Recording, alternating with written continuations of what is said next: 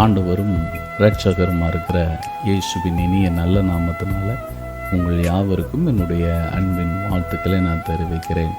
இந்த நாளில் கூட சங்கீதத்தினுடைய புத்தகம் 48ஆம் அதிகாரம் 14ஆம் வசனத்தில் சொல்லப்பட்டிருக்கிறது, இந்த தேவன் என்றென்றும் உள்ள சதா காலங்களிலும் நம்முடைய தேவன், மரண பரியந்தம் நம்மை நடத்துவார். நாம் அருமையான தேவனுடைய பிள்ளைகளே, இந்த தேவன் நம்மை ஒரு நாள் 2 நாள் நடத்துகிறவர் அல்ல. நாம் இந்த உலகத்தை விட்டு போகிற நாட்கள் வரைக்கும் நம்மை நடத்துகிறவராக இருக்கிறார். நம்முடைய வேதனையான காலங்கள், அதனால தான் சதா காலங்களிலும் பாருங்கள், நம்முடைய இன்பமான நேரங்களிலேயும் துன்பமான நேரங்களிலேயும் நம்மளோடு கூட அவர் இருக்கிறவராக இருக்கிறதுனால தான் இங்கே சங்கீதக்காரன் சொல்கிறார், சதா காலங்களிலும் அவர் நம்மோடு கூட இருக்கிறார். நம்முடைய வேதனையான நேரங்களில் நம்மோடு கூட நம்மை நேசிக்கிறவர்கள் நம்மளோடு கூட இருக்க மாட்டாங்க. ஆனால் இங்கே தேவன் நம்மை நேசிக்கிறதுனால தான் பாருங்கள், எப்பேற்பட்ட சூழ்நிலையிலையும் அவர் நம்மளோடு கூட இருக்கிறார்.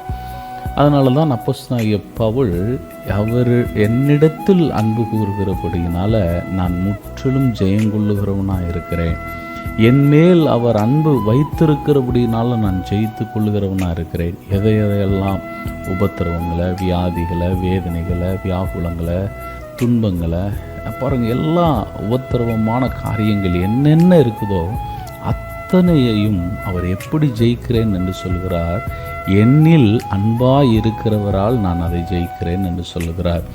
இந்த வார்த்தையை கேட்டுக்கொண்டிருக்கிறார் ஞான தேவனுடைய பிள்ளைகளே, இங்கே சங்கீதத்தின் மூலமாக ஆண்டவர் உங்களோடு கூட சொல்லுகிற காரியம் என்னவென்றால், சதா காலத்திலும் நான் உங்கள் கூட இருப்பேன் அப்படின்னு சொல்லியிருக்கிறார் என்றால், மரண பரியந்தம் உங்களை நடத்துவேன் என்று சொல்லியிருக்கிறார் என்றால், அவர் நம்மேல் எவ்வளவு அன்புள்ளவராக இருந்திருந்தால் ஒவ்வொரு நாளும் ஒவ்வொரு நொடியும் நம்மளோடு கூட இருக்கிறேன் என்று சொல்லுவார். இன்றைக்கி உங்களோடையே இருக்கிறேன்னு சொல்லுகிற ஆளை நீங்கள் எவ்வளோ நேரம் கூட வச்சுருக்க முடியும்னு கொஞ்சம் யோசிச்சு பாருங்கள்.